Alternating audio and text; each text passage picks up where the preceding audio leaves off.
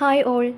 ഇന്ന് നടന്ന തിരുവിതാംകൂർ ദേവസ്വം ബോർഡ് LDയുടെ മലയാളം ചോദ്യങ്ങളുടെ ഉത്തരങ്ങളാണ് നമ്മൾ നോക്കാൻ പോകുന്നത്. അതിനു മുൻപ് ഒരു കാര്യം പറഞ്ഞോട്ടെ, വീഡിയോ കാണുന്നവർ ദയവായി നിങ്ങളുടെ എക്സാമിനെ പറ്റിയുള്ള അഭിപ്രായം കമൻറ്റ് ബോക്സിൽ ഒന്ന് രേഖപ്പെടുത്തുക.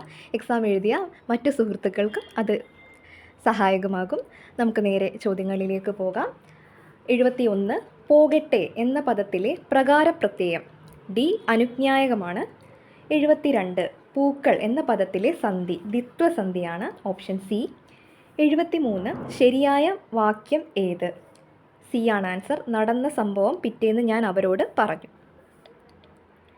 74 തൽപുരുഷ സമാസത്തിന് ഉദാഹരണം സംസാരസാഗരം, ഓപ്ഷൻ എ ആണ് ആൻസർ.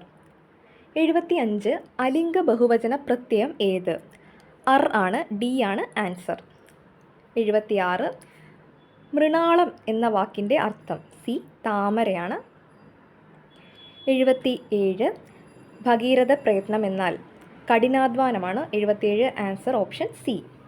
78 ശരിയായ പദം തിരഞ്ഞെടുക്കുക പ്രവൃത്തി, ഓപ്ഷൻ സി ആണ് ശരിയായ പദം.